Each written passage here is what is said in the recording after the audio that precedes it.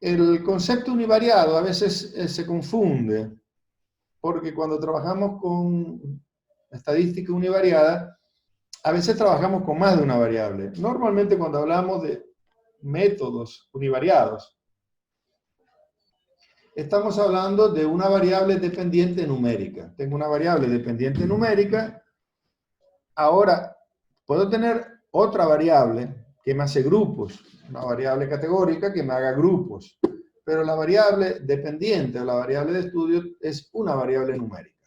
Entonces, cuando tengo una variable numérica de respuesta, estoy con un método univariado. Los métodos univariados normalmente son los que se ven en pregrado en la universidad. En estadística 1 se suele ver estadística descriptiva y en estadística 2 pruebas de hipótesis univariadas. En multivariado, que es lo que abordaremos más adelante, el enfoque multivariado normalmente es de posgrado. También el concepto paramétrico, cuando las pruebas de hipótesis se basan en la distribución normal, donde trabajamos con media, los modelos están basados en la media y en desvío estándar o la varianza, estamos hablando de métodos paramétricos. El análisis de varianza es un método paramétrico, las pruebas T son métodos paramétricos. Por eso hablamos de métodos paramétricos univariados. Entonces voy a definir estos conceptos. La teoría puede ser que de pequeñas variaciones, pero me gusta. Recuerden que las definiciones pueden variar según autor, pero en principio, si hablo de medida, es un número que resume, vamos a considerar la medida como un número que resume características de una cantidad de datos numéricos. Una medida es un número resumen. El promedio, la mediana, la moda, el desvío estándar, el rango, son medidas. Ahora, las medidas se pueden ver desde dos puntos de vista. Un parámetro es una medida, un número que resume características de una población de datos. El parámetro es sobre la población y normalmente no lo conozco. Y en eso la estadística hace una diferencia. Usa letras griegas, mu, sigma, rho, para los parámetros. Y las pruebas de hipótesis normalmente se hacen sobre los parámetros. Son los promedios iguales, pero son los promedios de la población, porque los promedios de la muestra se simbolizan de otra manera. Entonces, las pruebas de hipótesis, cuando veamos una letra griega, mu simboliza promedio, es el símbolo de promedio universal. Sigma es el de desvío estándar, sigma cuadrado de varianza, rho es el de correlación. Estamos hablando de una característica que no conozco y voy a tratar de estimar. O sea, normalmente el parámetro no lo conozco y lo trato de estimar. A no ser que el parámetro sea un dato histórico. O en industria sea lo que el fabricante quiere. El fabricante quiere piezas de 20 centímetros. Su parámetro es 20 centímetros. Pero es un número imaginario, es el número que yo quisiera que tuviera la población.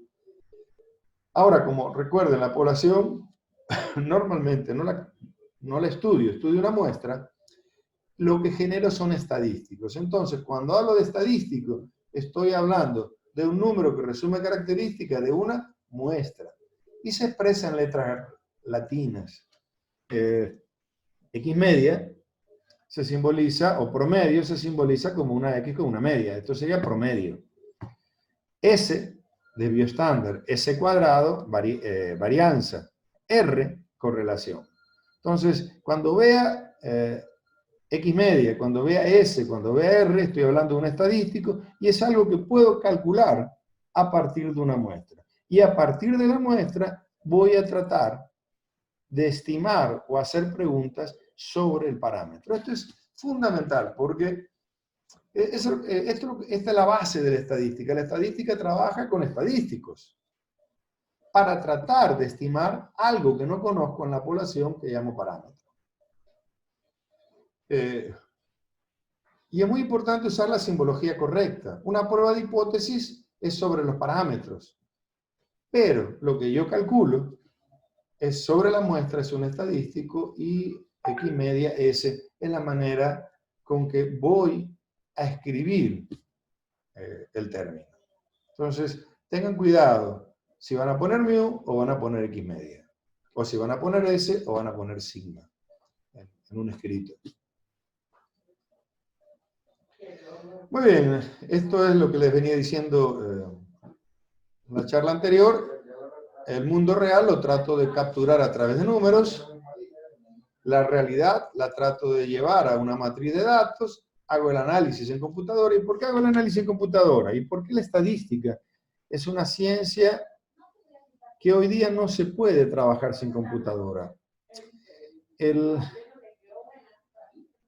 Cuando hacemos un ejemplo con los estudiantes, trabajamos con 8 pares de datos, con 10 pares de datos, pero cuando va al mundo real y hoy tiene una base de datos con miles de datos,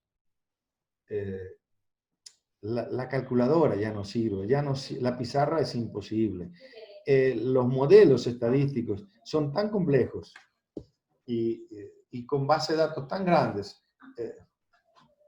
Tratar de identificar 2 parámetros con 2 variables, pero si tengo 20 variables en una regresión múltiple, y cuáles son los parámetros asociados a cada variable, hacerlos a mano es... Bueno, las computadoras trabajan con álgebra matricial. Bueno, para los matemáticos trabajan con álgebra matricial. Uno en la pizarra podrá, como profesor, explicar un ejemplo sencillo, pero los ejemplos reales no se pueden resolver si no es con máquina, con software estadístico. Y eso es bueno tener claro. La estadística no funciona si no tengo máquina. No es, ya no vamos a andar con palitos, contando palitos y haciendo frecuencia o contando frecuencia con palitos. El mundo cambió y trabajamos con muchos datos, y lo que vamos a hacer básicamente es elegir la prueba adecuada, analizar la salida de computadora, porque las computadoras, los software, no nos hacen el análisis de los datos.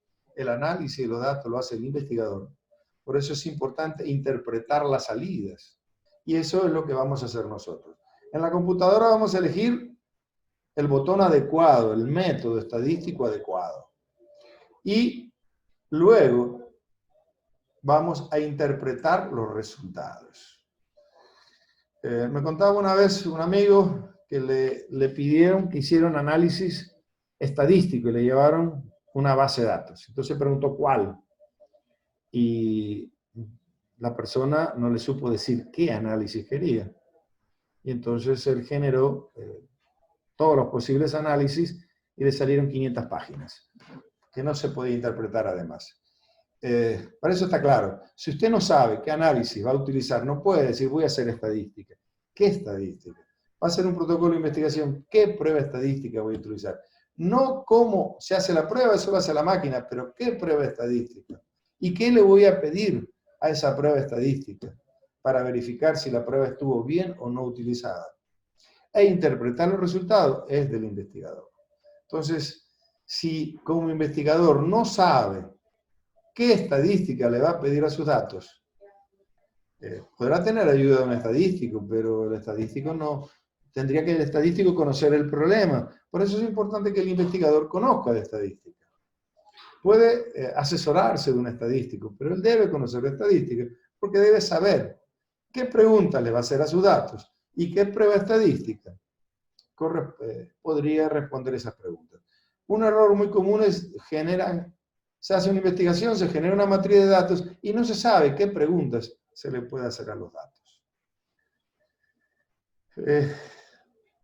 Y ese es el mundo moderno. El mundo moderno es qué pregunta le puedo hacer a mis datos, qué análisis voy a utilizar. La parte numérica me lo hace la máquina y luego cómo voy a interpretar esos resultados. Esta es una base de datos en Infotat.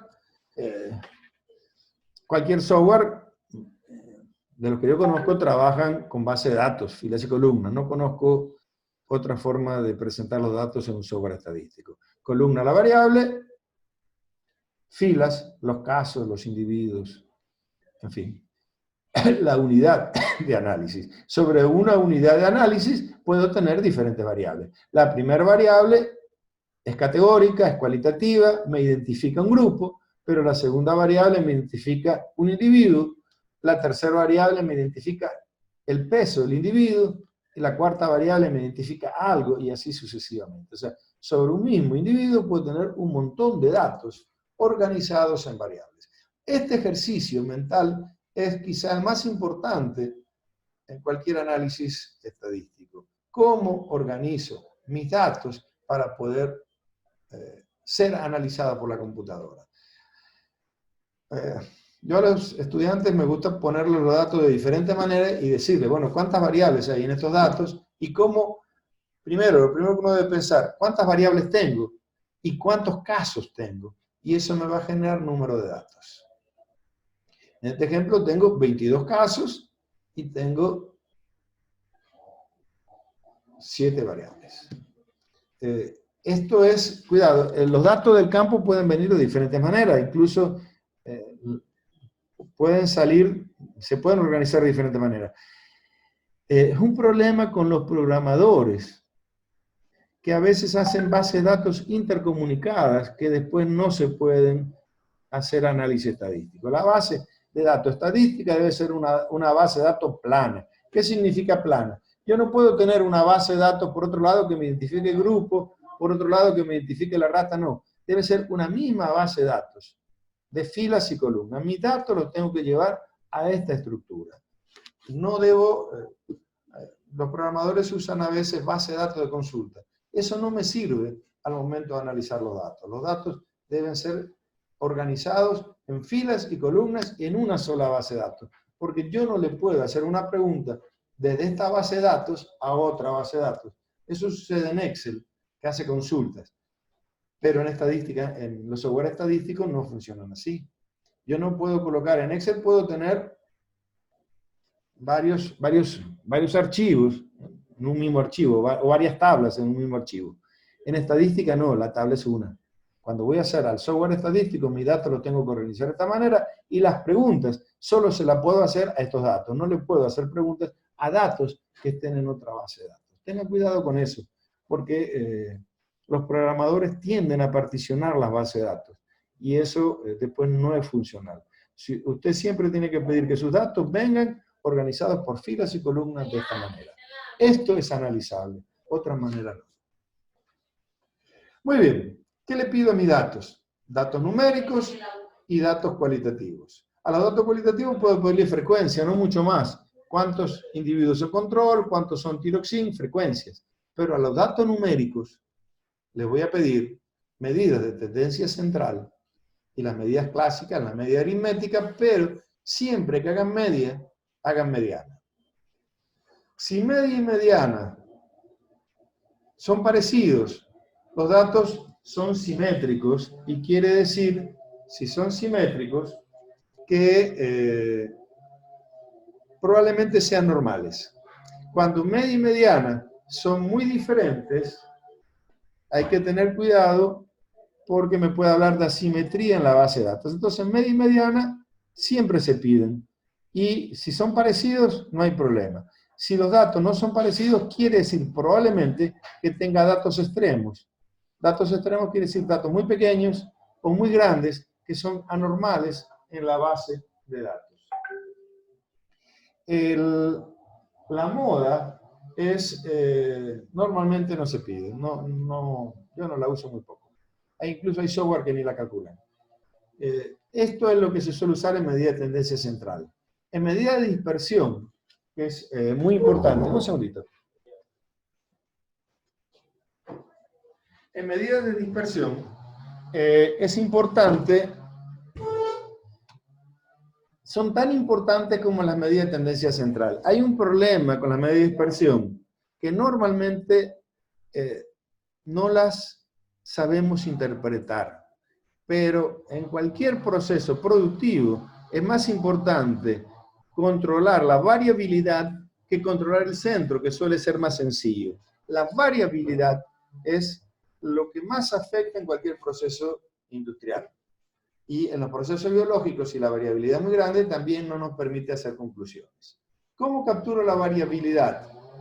El rango es la mejor manera la manera más sencilla de calcular la variabilidad. Valor mayor menos valor menor. Decir, tengo una población de estudiantes de primer ingreso, la edad fluctúa entre 18 y 21 años. Está bien. Son estudiantes de la modalidad sabatina, probablemente el rango de edad sea mayor porque hay estudiantes mayores. Pero el problema del rango, que un solo valor mayor hace que el rango sea muy grande. Entonces, para evitar valores extremos o valores raros, el desvío estándar. El desvío estándar es el promedio de los desvíos respecto al valor central. Es el promedio de los desvíos. Entonces, así como hago promedio de datos, también debo hacer el promedio de los desvíos. Es importante entender que el rango es un intervalo y el desvío estándar también es un intervalo. En cambio, el promedio o la mediana es un punto. Entonces, siempre que hablo de rango, hablo de un intervalo. Si hablo de desvío estándar, hablo de un intervalo. Si hablo, error estándar también es el desvío estándar sobre la raíz del número de datos. Es una manera, es una varianza, es un ajuste al desvío estándar. ¿Qué es la varianza? La varianza es el desvío estándar al cuadrado. En general, la varianza es un valor intermedio. No se usa, no se interpreta la varianza, pero sí se usa en análisis estadísticos. O sea, el análisis de varianza se usa para prueba de hipótesis de promedio, pero hay que tomar en cuenta que la varianza en sí es un valor cuadrático, es difícil de interpretar. El desvío estándar sí. Yo puedo decir el promedio de edad es de 20 años con un desvío estándar de 1, quiere decir que de promedio la edad se desvía un año del centro. Es una medida de la variabilidad. El coeficiente de variación, aquí tengo la fórmula, es muy utilizado en experimentación porque es el desvío estándar sobre el promedio por 100. Y el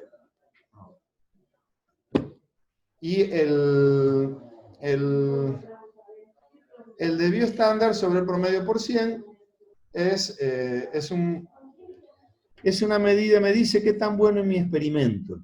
Se usa mucho en experimentación, análisis de varianza para ver qué tan bueno es un experimento. Por ejemplo, un experimento de ciencia biológica no debería tener un coeficiente de variación mayor de 20.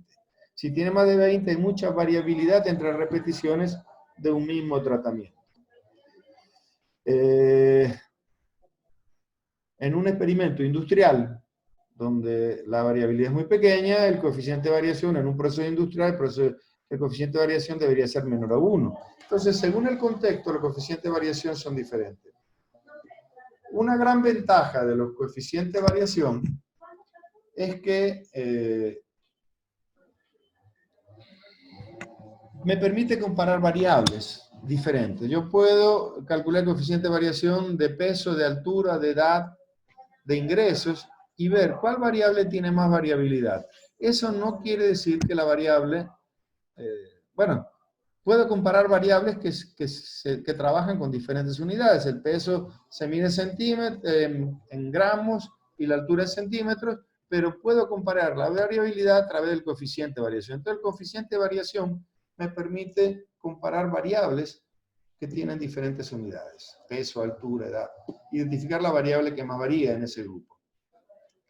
Recuerden, las medidas de dispersión son tan o más importantes que las medidas de tendencia central. Muy bien, el intervalo de confianza es mucho más confiable que el promedio en sí mismo. El intervalo de confianza, ¿qué se refiere? Es un intervalo donde espero se encuentre el promedio de la población. De nuevo, el promedio de la población nunca lo conozco, pero lo puedo estimar con un 95% de confianza en qué intervalo se encuentra. No es lo mismo decir voy a cosechar 200 quintales de papa, a decir con un 95% de confianza la cosecha de papa va a estar entre 190 y 210 quintales. El promedio no me da ninguna confianza. El promedio puede ser un dato sin sentido. El intervalo de confianza sí es un dato confiable porque me da con una probabilidad en qué intervalo se encuentra el promedio real de esos datos. Se construye de esta manera, con el promedio y con el desvío estándar, con el número de datos. Es una manera de aproximarlo, la computadora lo hace directo, pero es una primera aproximación a la prueba de hipótesis. Antes de hacer prueba de hipótesis, siempre hay que hacer intervalo de confianza. Muy bien, a cada diseño experimental le corresponde un modelo estadístico de análisis. El diseño completamente aleatorio, este sería su modelo de análisis. El diseño de bloques, este sería. Un bifactorial sería este modelo. Lo vamos a ver con más tranquilidad en las próximas semanas. Esto sería un modelo de cuadro latino. Y esto sería un modelo predictivo lineal para una variable XY. Es importante entender, yo tengo un diseño para capturar el dato. El diseño me permite capturar el dato y reducir el error experimental. Esto que está aquí con la letra E quiere decir que cada dato siempre tiene asociado un error. Cada dato que yo tome tiene asociado un error. El mundo matemático, en la matemática, los matemáticos no estudian el error es real. ¿Cuál es el error? Yo espero que el promedio es 20, pero la persona tiene 22. ¿Por qué tiene 22 y por qué no tiene 20? Porque bueno, es la variabilidad propia del individuo. Y esa variabilidad lo conozco como error o como residuo. La palabra error quizá supone de que algo no funciona bien. En muchos textos aparece como residuo. El residuo es lo que no puedo explicar. ¿Por qué? De promedio, las plantas dan una mazorca, pero esa planta dio 2 mazorcas. ¿Por qué? No sé. El individuo tiene variabilidad. Entonces, en todos los modelos siempre hay un error asociado. Muy bien, las pruebas paramétricas univariadas, las más sencillas son las pruebas T. Hay 3 tipos de pruebas T, pruebas, yo creo que los van a ver con Mariliano la semana que viene. Luego tenemos el análisis de varianza para los modelos uni o multifactorial. Y podemos también hablar los modelos predictivos, más sencillos, son de correlación y regresión de Pearson, pero esto se puede complicar muchísimo más. Pero en univariado, correlación y regresión, variable XY, análisis de varianza, uni o multifactorial, pero siempre univariado porque hay una sola variable numérica de respuesta. Esto es, aquí es una reflexión. Vamos a ver gráficos y figuras. Este es un gráfico de barra, vamos a explicarlo ahora a continuación. Bueno, un gráfico de barras tiene una variable numérica y puede tener variables de agrupamiento. Entonces, realmente aquí tengo 2 variables. ¿Cuál es la variable? La variable asignatura y la variable nota. La variable asignatura es cualitativa y la variable nota es numérica. ¿Pero por qué es univariado? Porque la variable numérica es una sola en mi base de datos. Un gráfico de Pastel es univariado normalmente. Bueno, este es el gráfico de barra anterior, así como está, lo podemos ver como univariado. El histograma es un gráfico para ver la distribución de los datos de una variable numérica.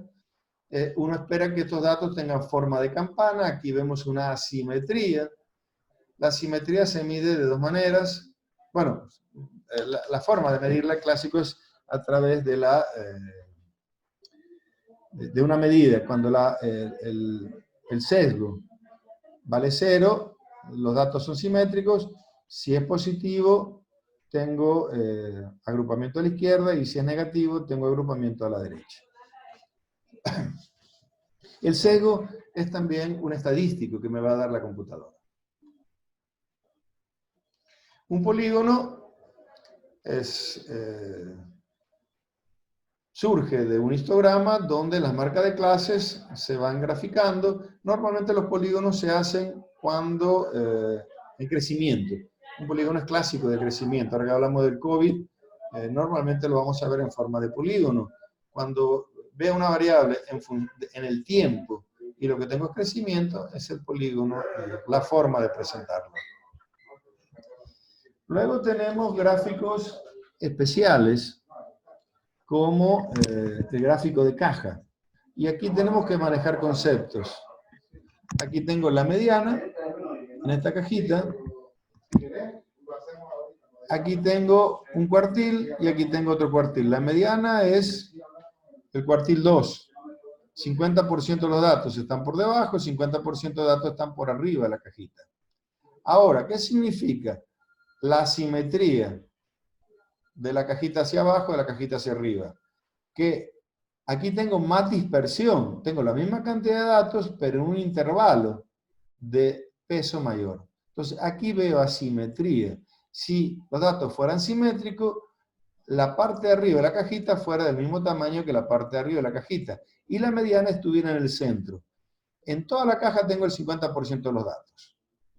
Entonces, aquí estoy viendo un histograma y estoy mirando exactamente la asimetría. ¿Por qué? Porque la cajita de arriba no es igual a la cajita de abajo. Y es un gráfico que me permite ver, vamos a ver cuando veamos gráficos multivariados, me permite ver la distribución de varias variables en un solo gráfico.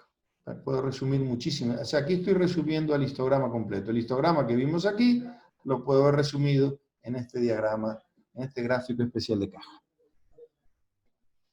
Otro gráfico especial es el de intervalo de confianza. Aquí tengo, en el centro del intervalo, tengo el promedio de la muestra de edad. Y aquí tengo el promedio de la muestra de edad de las mujeres. El promedio real se encuentra en este intervalo para los varones y el promedio real de las mujeres se encuentra en este intervalo. ¿Qué tiene de interesante estos intervalos? Cuando los intervalos no se superponen, me hace suponer que bajo una prueba de hipótesis los promedios son iguales, son diferentes. Cuando estos intervalos se superponen, me hace suponer de que los promedios bajo una prueba de hipótesis son iguales. En este caso, que el promedio de edad de los varones no se superpone con el de las mujeres o se superpone muy poco, me hace suponer que los varones, bajo una prueba de hipótesis, van a tener menos edad que las mujeres. O sea, el intervalo de confianza ya me aproxima a una futura prueba de hipótesis. Y me da muchísima información, porque me está diciendo si los grupos son iguales, parecen ser iguales o parecen ser diferentes.